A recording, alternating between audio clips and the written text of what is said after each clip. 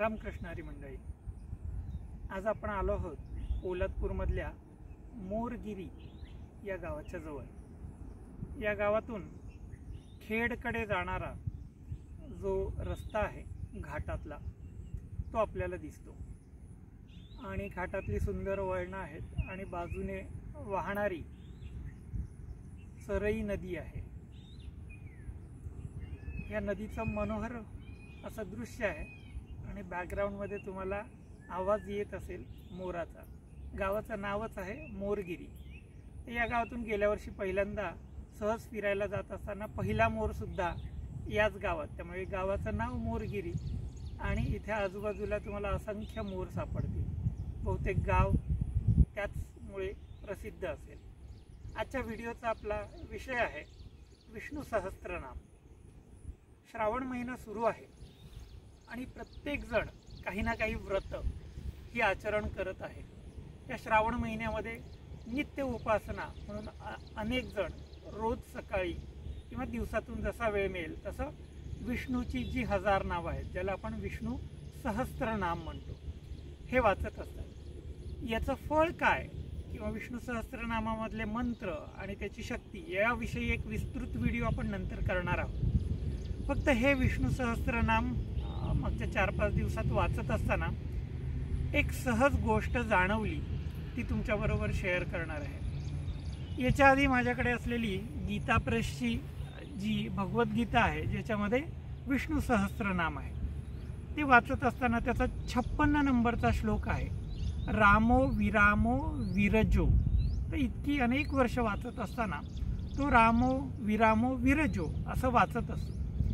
पण आता मात्र हे स्तोत्र वाचण्यासाठी मी श्री वामनराज प्रकाशन यांचं विष्णू सहस्त्रनामाचं पुस्तक वाचत होतो।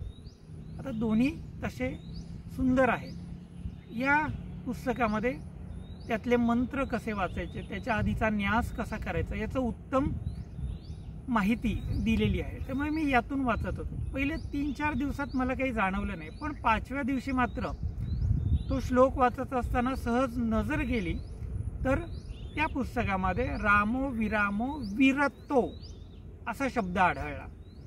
मग थोडीशी कुतूहल निर्माण झालं।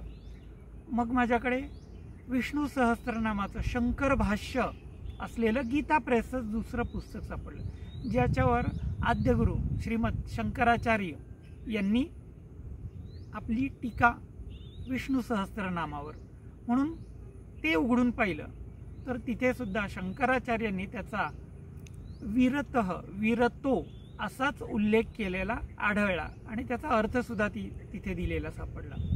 आता अजून एक प्रूफ पाहिजे होतं, म्हणून मी MS सुबलक्ष्मी यांचं ऑनलाईन विष्णू सहस्त्रनाम बऱ्याच जणांनी ऐकलं असेल, ते ऐकलं आणि तिथे सुद्धा मला विरतो असाच हे सापडला।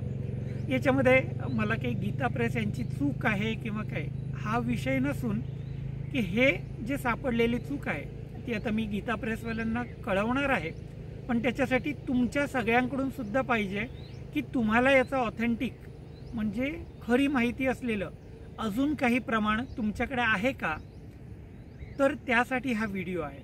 आणि मला तरी वाटतं तो शंकराचार्यांनी दिलेला जो अर्थ आहे त्या अर्थाबरोबरच ते मॅच करत असावं। त्यामुळे आपल्याला गीता प्रेसच्या नवीन आवृत्त्यांमध्ये सुद्धा आपण त्यांना रिक्वेस्ट करू की तुम्ही विरतो छापा, जेणेकरून सगळीकडे आपल्याला एकच माहिती मिळेल आणि 1000 मधलं आपलं एक नाव चुकीचं होणार नाही। आता आपण जेव्हा विष्णू सहस्त्रनाम वाचतो त्यात आपल्या अनेक चुका वाचताना जर होत असतील, त्याच्यावर सुद्धा एक स्तोत्र आहे की ते म्हटल्यानंतर ह्या आपल्या चुका माफ व्हाव्यात। तर अशा प्रकारची अनेक माहिती जर तुम्हाला स्वतः वाचायची असेल तर लिंकमध्ये श्री वामनराज प्रकाशन यांचं विष्णू सहस्त्रनाम स्तोत्रावरचं पुस्तक आहे, त्याची लिंक सुद्धा देतोय। ऑनलाईन ते सुद्धा अवेलेबल आहे। फक्त 185 वगैरे प्राईस आहे आणि खूप अशी अत्यंत उपयुक्त अशी माहिती त्या पुस्तकात आहे।